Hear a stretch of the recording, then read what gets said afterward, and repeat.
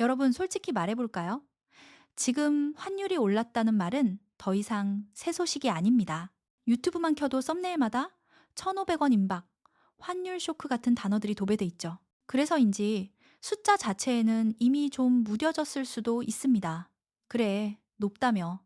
근데 이제 어쩌라고 하는 체념과 피로감이 먼저 오는 분들도 많을 겁니다. 그런데 요즘 환율을 조금만 자세히 들여다보면 여기에는 뻔한 공포 마케팅으로는 설명이 안 되는 묘하게 이상한 장면이 하나 숨어 있습니다. 겉으로는 수출이 잘 된다고 하고 반도체 수출은 기록을 새로 쓰고 무역 수지는 흑자라고 합니다. 게다가 전 세계적으로는 달러 강세 정점은 좀 지난 것 같다. 라는 얘기까지 나옵니다. 그런데 이 모든 것을 동시에 깔아놓고 보면 그래도 유독 원화만 이렇게까지 흔들리는 이유는 뭐지? 라는 질문이 남습니다. 이 지점이 오늘 우리가 파고들고 싶은 출발점입니다. 25년 12월 8일 기준으로 서울 외환시장에서 원달러 환율은 1,466.9원에 마감했습니다.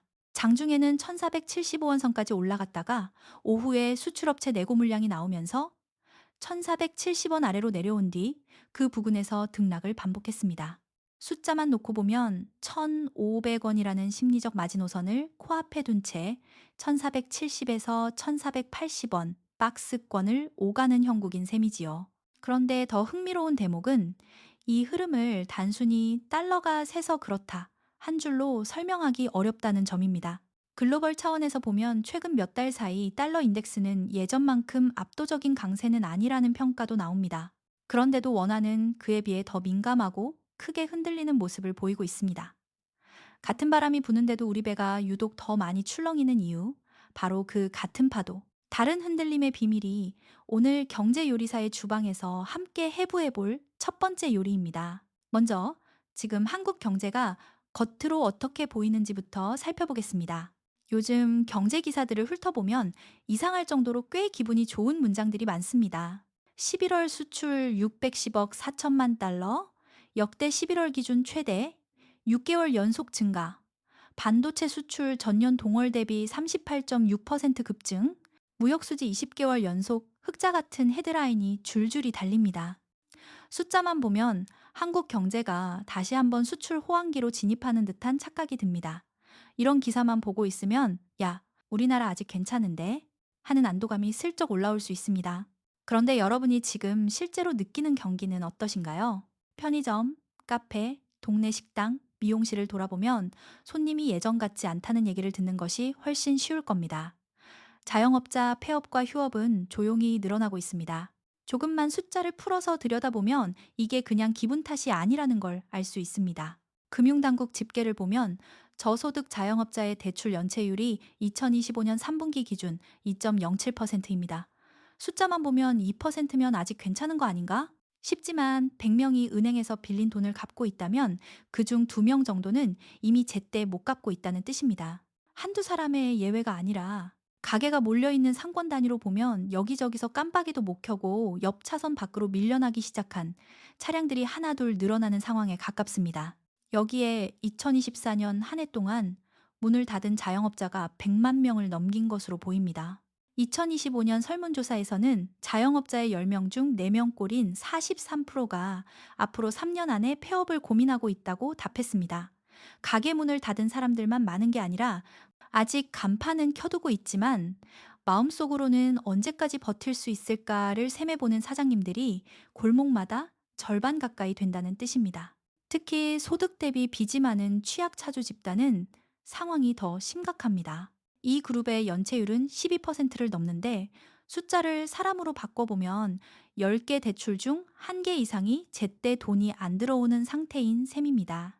음식점, 카페, 미용실, 학원처럼 빚을 안 끼고는 버티기 어려운 자영업자들 가운데 10사람이 줄을 서서 아슬아슬하게 외줄타기를 하고 있는데 그중 한두 사람은 이미 여러 번 중심을 잃고 비틀거리기 시작했다고 상상해 보시면 됩니다. 완전히 추락한 사람만 있는 게 아니라 한 발은 아직 줄 위에 있지만 언제든 떨어질 수 있는 사람들이 골목마다 늘어나고 있다는 거죠. 이게 바로 경기가 안 좋다는 말 뒤에 숨어 있는 골목 상권의 실제 풍경입니다. 수출은 잘 된다는데 왜 나는 이렇게 숨이 막힐까요? 국제기구와 국내 연구기관들이 내놓은 한국의 향후 성장률 전망을 보면 2025년 한국 실질 성장률은 대체로 2% 안팎, 일부 전망은 1%대 중반까지도 내려와 있습니다. 반도체와 일부 대기업 수출은 번쩍이는데 나라 전체가 실제로 벌어들이는 실질 소득의 증가 속도는 매우 둔화되어 있다는 뜻입니다. 이 괴리감이 바로 오늘 우리가 들여다볼 가장 중요한 출발점입니다.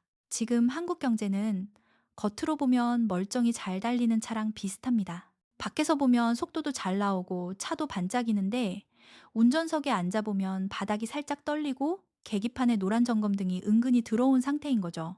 환율 1500 이야기는 바로 그 노란 점검등에 가깝습니다. 아직 멈춰선 건 아니지만 그냥 무시하고 계속 밟기엔 조금 불안해지는 순간입니다.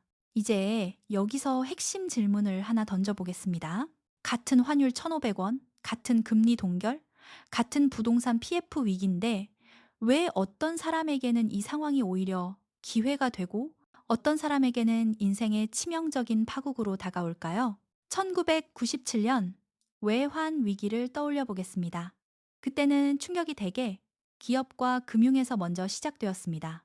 비록 부동산과 가계가 전혀 안전지대였던 것은 아니지만 위기의 한가운데 서 있던 주체는 아니었습니다. 대기업이 무너지고 은행이 문을 닫고 그 여파가 시간이 지나며 가계와 고용으로 전염되는 구조였죠. 한마디로 말해 충격 전달 속도가 지금보다는 느렸고 중간에 완충 장치도 어느 정도 있었습니다. 회사가 버티면 직원도 버티고 은행이 버티면 대출자도 조금은 숨을 돌릴 수 있었던 시절이었습니다. 2008년 글로벌 금융 위기는 성격이 조금 달랐습니다. 출발점은 미국의 서브프라임 모기지 붕괴였고 그 여파가 전 세계 금융 시스템과 교역량을 한꺼번에 얼려버리면서 한국을 강하게 때린 바깥발 충격에 가까웠습니다. 주가 폭락, 환율 급등, 수출 급감, 실업 증가로 가계가 큰 타격을 받기는 했지만 1997년처럼 한국 금융 시스템 전체가 붕괴 직전까지 가는 상황은 아니었습니다. 97년 이후 쌓아둔 외환 보유액과 규제 덕분에 기본 골조는 버텼고 충격의 1차 파장은 여전히 수출 기업과 금융시장 쪽에서 먼저 맞는 구조였습니다. 바깥에서 거대한 파도가 와서 방파제에 먼저 부딪히고 그 물이 시간이 지나 해안가 집들로 밀려 들어온 셈입니다. 지금은 구조가 훨씬 다릅니다. 가계부채는 국내 총생산 GDP 대비 비율로 보면 주요국 가운데 가장 높은 그룹에 속하고 부동산 프로젝트 파이낸싱 문제는 제2금융권을 매개로 실물 부동산과 가계대출까지 한 번에 묶어둔 상태입니다. 여기에 인구 감소와 내수 위축이 겹치면서 외부 충격이 들어오는 순간 바로 내 통장, 내 집값, 내 월급으로 직통되는 초고속 배관이 깔려버린 셈입니다. 예전에는 기업과 은행이라는 큰 물탱크를 거쳐서 충격이 가게로 흘러들어왔다면 지금은 우리 집 싱크대 수도꼭지를 틀자마자 탁한 물이 바로 쏟아져 나오는 구조에 더 가깝습니다. 그래서 똑같이 환율이 튀어도 체감 속도와 타격 지점이 지난 97년, 2008년 때와는 전혀 다르게 느껴지는 것입니다. 이제 이 초고속 직통선 위에 환율 1,500원이라는 숫자를 올려놓고 조금 더 구체적으로 따라가 보겠습니다. 숫자만 가지고 이야기하면 너무 추상적이니 오늘은 4명의 손님을 경제요리사의 주방에 초대해 보겠습니다. 첫 번째 손님은 수도권 아파트를 영끌로 산 30대 맞벌이 부부입니다. 둘의 세후 월 소득을 합치면 650만 원 정도이고 이 가운데 250만, 260만 원은 주택담보대출 원리금 상환으로 빠져나갑니다. 대출은 변동금리라서 기준금리가 0.25%포인트만 움직여도 매달 상환액이 쌀 한 포대값처럼 몇만 원, 몇십만 원씩 늘어납니다. 이 부부에게 환율 1,500원은 어떤 의미일까요?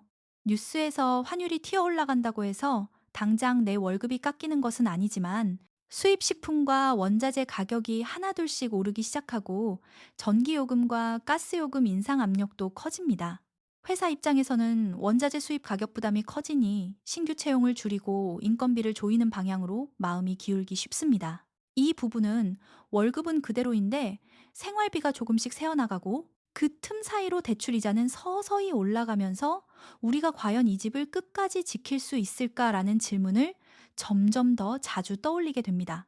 환율이라는 숫자가 곧 내가 가진 선택지의 개수를 줄이는 방향으로 작동하는 셈입니다. 두 번째 손님은 월세에 살고 플랫폼 알바와 단기 계약직을 전전하는 20대입니다. 월소득은 들쭉날쭉하지만 평균 200만 원 안팎, 그중 절반 이상이 월세와 교통비, 식비로 사라집니다. 이 친구에게 환율 1,500원은 어떤 모습일까요? 당장 해외여행은 그림의 떡입니다. 하지만 진짜 문제는 그게 아닙니다. 환율이 오르면 수입 물가가 더 오를 수밖에 없고, 그 다음에는 금리 정책이 꼬이기 시작합니다. 금리를 내리자니 원화가 더 약해지고, 금리를 올리자니 내수와 고용이 얼어붙습니다. 그 사이에서 가장 먼저 흔들리는 자리가 바로 비정규직과 시간제 일자리입니다. 이 친구는 원달러 환율이 1,480원을 넘었습니다. 라는 뉴스를 들으면서 사실은 다음 달 계약 연장 전화가 올까를 걱정하는 겁니다. 이 친구에게 환율은 고용의 불안정성이라는 이름으로 다가옵니다. 세 번째 손님은 수입 원자재에 크게 의존하는 50대 자영업자입니다. 예를 들어 카페를 운영하는 사장님이라고 해보겠습니다. 생두는 달러로 결제하고 매장 인테리어 자재와 기계 부품도 상당 부분 수입에 의존합니다. 환율이 뛰면 당장 우리가 수입해서 써야 하는 원자재나 에너지 가격이 더 올라갈 가능성이 커집니다. 특히 원유나 가스, 곡물처럼 해외 의존도가 높은 품목일수록 환율이 10%만 올라도 그만큼 비용 부담이 훅 커지는 구조입니다. 물론 국내에서 생산되는 서비스나 임대료까지 바로 10%씩 같이 뛰는 것은 아니지만 수입 물가가 올라간 충격이 시간이 지나면서 생산자 물가와 소비자 물가로 서서히 번져가며 우리 밥상 물가를 압박하게 됩니다. 커피 한 잔 가격을 500원 올리고 싶어도 손님들의 지갑이 이미 얇아진 상황에서는 쉽게 올리기가 어렵습니다. 나만 올리면 손님이 빠질까봐 메뉴판만 붙잡고 한숨 쉬는 날이 많아집니다. 결국 원가는 오른 만큼 올랐는데 가격은 제대로 못 올리고 그 차이는 오롯이 사장님 월급에서 깎여 나가게 됩니다. 이분에게 환율 1,500원은 매출은 그대로인데 나만 더 힘들어지는 구조로 체감될 것입니다. 네 번째 손님은 달러와 해외 자산 비중을 높게 가져가고 있는 60대 은퇴자입니다. 이분은 몇 년 전부터 달러 예금과 해외 채권, 글로벌 ETF를 꾸준히 늘려왔고 국내 부동산 비중은 일부러 줄였습니다. 이분에게 환율 1,500원은 일단 숫자상으로는 원화 기준 자산 평가액 상승이라는 기분 좋은 숫자로 다가옵니다. 뉴스에서는 위기라고 하는데 정작 본인의 자산표에서는 평가액이 늘어나 있으니 묘한 안도감이 생기겠지요. 그러나 이 역시 영원한 승리도 완전한 안전도 아닙니다. 한국에서 생활하는 이상 결국 쓰는 돈은 원화이고 극단적인 환율 불안은 국내의 금융 시스템과 자산시장 전체에 충격을 줄 수 있기 때문입니다. 이분에게 환율 1,500원은 지금까지 해온 분산의 방향이 그나마 맞았구나 라는 확인이자 동시에 언제, 어떻게 다시 균형을 조정해야 할까를 고민하게 만드는 신호입니다. 같은 숫자, 완전히 다른 네 개의 삶. 그래서 환율 1,500원을 단순히 나라 경제가 좋다, 나쁘다는 한 줄 평가로 이해하면 안 됩니다. 중요한 것은 나는 지금 어떤 구조 위에 서 있는가입니다. 이제 질문을 조금 더 깊게 가져가 보겠습니다. 왜 이런 구조적 불균형과 속도감이 97년이나 2008년 때와는 다르게 나타날까요? 첫째, 한국 경제는 여전히 극도로 대외 의존적인 구조입니다. 이 말은 너무 많이 들어서 식상할지 모르지만 실제로 그림을 그려보면 무서움을 알 수 있습니다. 우리나라는 세계에서 손꼽히는 수출 제조 강국이고 반도체와 자동차, 배터리, 조선 등 화려한 제품을 만들어냅니다. 그런데 이 공장을 돌리는 연료와 재료, 심지어 밥상을 책임지는 곡물까지 상당 부분 수입에 의존합니다. 공장 설비는 최첨단인데 여기에 넣을 연료 탱크의 밸브를 다른 나라가 쥐고 있는 구조입니다. 환율은 이 연료 가격표에 빨간 펜으로 줄을 긋는 역할을 합니다. 둘째, 인구 구조의 변화는 과거 어떤 위기 때보다 훨씬 심각합니다. 예전에는 힘들어도 젊은 세대가 있으니 시간이 해결해 줄 것이라는 막연한 믿음이 있었습니다. 그러나 이제 출산율은 0점대에 고착화되는 흐름이고 지방 곳곳에서는 인구 소멸의 전조가 이미 나타나고 있습니다. 이는 단지 아이 울음소리가 줄었다는 감성적인 문제가 아니라 내수 시장을 지탱할 소비자와 생산자가 동시에 줄어드는 냉정한 현실입니다. 환율 충격이 들어오면 예전에는 수출을 통해 어느 정도 상쇄할 수 있는 여지가 있었지만 지금은 내수의 뒷받침이 약해져 충격을 흡수할 쿠션이 점점 사라지고 있습니다. 셋째, 지난 10여 년 동안 시중에 풀린 막대한 유동성이 부동산에 과도하게 묶여버렸습니다. 혁신 기술과 생산성 향상, 새로운 산업으로 흘러가야 했던 돈이 토지와 건물 가격을 밀어 올리는데 더 많이 쓰였습니다.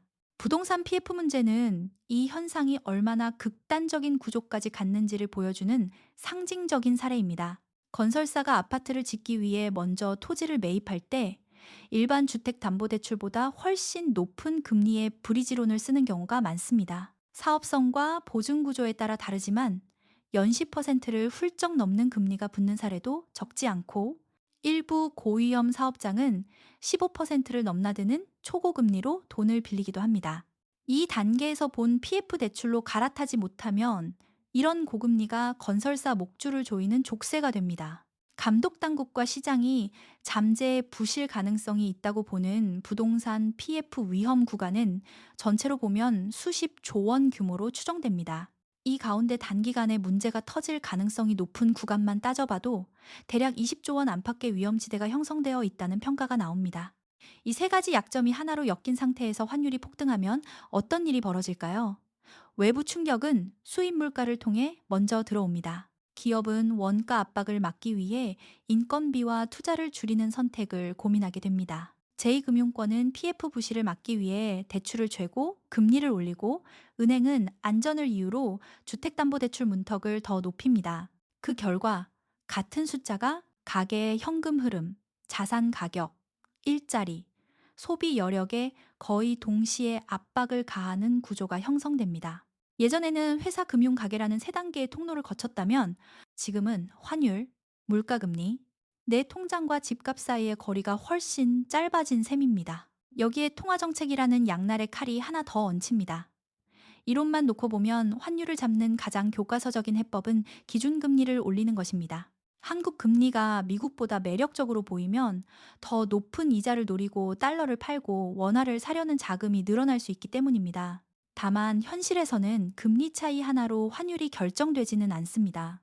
글로벌 달러 강약세, 지정학 리스크, 한국 자산에 대한 신뢰 같은 변수들이 한꺼번에 작용하기 때문에 지금처럼 대외 불확실성이 큰 시기에는 금리를 조금 움직였다고 해서 환율이 바로 얌전해지지 않을 수도 있습니다. 반대로 지금처럼 미국 기준금리가 한국보다 훨씬 높은 상황에서 한국이 성급하게 금리를 더 내려버리면 어떤 일이 생길까요?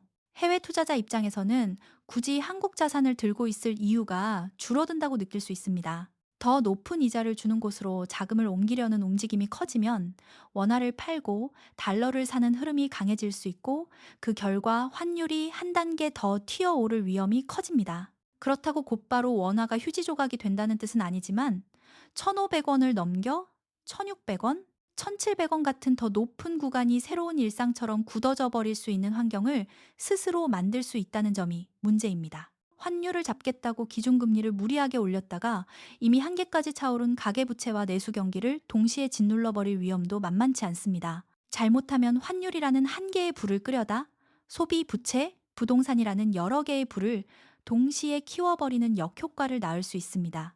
이쯤에서 잠시 여러분 각자가 주방 한편에 앉아 스스로를 진단해보는 시간을 가져봤으면 합니다. 종이에 체크리스트를 만들 필요는 없습니다. 그냥 머릿속으로 하나씩 자신을 훑어보는 느낌으로 따라와 주세요. 당신의 월 소득은 어떤 성격인가요? 한 회사에서 나오는 한 줄짜리 월급에 대한 의존도가 90% 이상인가요? 아니면 비록 소득 수준은 낮더라도 여러 개의 소득원이 나눠져 있나요? 당신의 자산은 어떤 통화와 어떤 형태에 묶여 있나요? 거의 전부가 원화 예금과 원화 표시 부동산인가요? 아니면 일부라도 달러나 해외 자산 혹은 다른 종류의 실물 금융 자산과 연결되어 있나요? 당신이 가진 대출은 대부분 변동금리인가요? 아니면 상환 계획이 어느 정도 예측 가능한 고정금리 비중이 높나요? 매달 갚는 원리금은 세후 소득의 몇 퍼센트 정도를 차지하나요? 20% 미만인지 30, 40%인지 절반을 넘는지에 따라 환율과 금리의 한 번의 출렁임이 당신 삶에 미치는 파괴력은 완전히 달라집니다.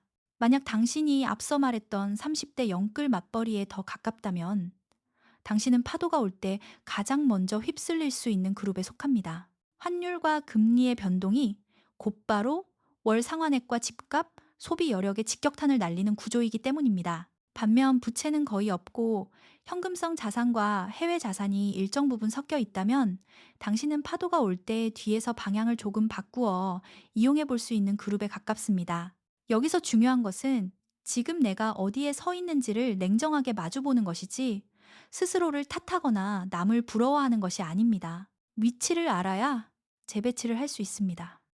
이제 가장 현실적이고도 불편한 결론으로 들어가 보겠습니다.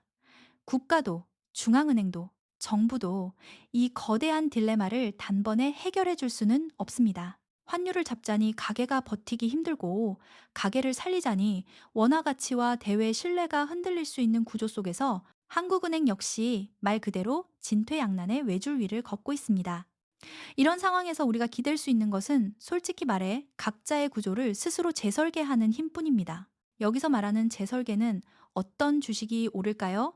어떤 코인 사야 할까요? 라는 단기 스킬이 아닙니다. 오늘 주방에서 차분히 정리한 재료들을 가지고 나만의 레시피를 다시 짜보는 작업에 가깝습니다. 가장 먼저 다뤄야 할 재료는 부채입니다.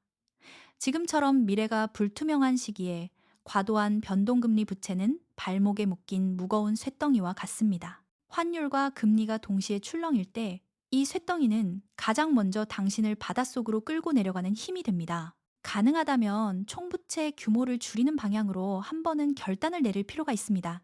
꼭 지켜야 할 핵심 자산과 지금이 아니어도 되는 욕심의 자산을 나누어 보고 후자를 일부 정리해서라도 빚의 굵기를 조금이라도 가늘게 만드는 시도가 필요합니다. 당장의 마음이 힘드시더라도 이 작업을 해낸 사람과 미룬 사람의 3년, 5년 뒤 인생은 완전히 다른 궤적을 그릴 수 있습니다. 두 번째는 현금 유동성입니다. 남들 다 오르는 투자에 참여하지 않으면 뒤처질 것 같다는 초조함이 지금 시대를 지배하고 있습니다. 하지만 진짜 위험한 순간에 당신을 살려주는 것은 계좌에 남아있는 마른 화약이지 이미 다 불태워버린 화려한 불꽃놀이가 아닙니다. 지금처럼 불확실성이 큰 시기에는 자산을 몇 퍼센트 더 불릴까를 고민하기보다 먼저 버틸 수 있는 안전 마진을 만드는 것이 훨씬 중요합니다. 당장 몇 년 안에 써야 할 돈과 비상자금만큼은 현금이나 안전자산으로 쥐고 있으면서 나머지를 중장기적으로 인플레이션을 이길 수 있는 생산적 자산에 나누어 두는 식으로 구조를 조정해야 합니다. 위기가 왔을 때 빚과 이자에 쫓기는 사람과 유동성이 있어서 차분하게 다음 기회를 기다릴 수 있는 사람의 운명은 여기에서 갈립니다. 세 번째는 소득 구조입니다. 한 직장, 한 업종, 한 클라이언트의 모든 소득을 의존하는 구조는 환율과 금리가 같이 요동치는 시대에 가장 취약한 형태입니다. 당장 직장을 바꾸라는 뜻이 아니라 아주 작은 부업이라도, 작은 프리랜서 일감이라도 나의 소득이 두 줄, 세 줄로 나뉘어 들어오는 구조를 만들어 보려는 노력이 필요하다는 뜻입니다. 경제가 좋을 때는 별 차이가 없어 보이지만 위기가 왔을 때 한 줄이 끊어져도 나머지 줄이 버텨주는지 여부는 같은 위기 속에서도 전혀 다른 인생 궤적을 만들어냅니다. 마지막으로 자산의 통화와 형태를 한번 점검해 보셨으면 합니다. 모든 자산이 원화 부동산에만 묶여 있다면 지금과 같은 환율 1,500원 시대는 단지 해외여행이 비싸진 시대가 아니라 나의 인생이 한 구조에 과도하게 베팅된 시대라는 의미가 됩니다. 그렇다고 당장 달러 예금을 잔뜩 사라는 이야기는 아닙니다. 다만 아주 작은 비중이라도 다른 통화와 다른 자산군에 자신을 연결해 두는 것이 장기적으로는 생존 궤적을 바꾸는 역할을 할 수 있다는 점을 떠올려 보셨으면 합니다. 환율 1,500원 시대는 거대한 파도가 눈앞까지 다가온 상황과 비슷합니다. 어떤 사람은 그 파도에 휩쓸려 모래사장까지 내던져질 것이고 어떤 사람은 파도의 힘을 역이용해 더 깊은 바다로 나아갈 것입니다. 파도 자체에는 선악이 없고 위기인지 기회인지는 오로지 내 발이 어떤 구조 위에 서 있는지에 달려 있습니다. 오늘 우리가 천천히 다룬 이야기를 한 문장으로 정리하면 이렇습니다. 환율 1,500원은 숫자가 아니라 당신 인생 구조에 대한 엑스레이 사진이다. 이 사진을 제대로 읽어내고 필요한 곳에 메스를 대고 필요 없는 부위를 덜어내고 약한 근육을 키우는 작업. 그것이 바로 이 거대한 변동성의 시대에 경제 요리사인 제가 여러분께 권하고 싶은 유일한 생존 레시피입니다. 이제 불은 제가 끄겠습니다. 대신 여러분 각자의 주방에서는 오늘 이야기한 재료들을 조용히 그러나 진지하게 꺼내어 여러분만의 레시피를 다시 짜보셨으면 합니다.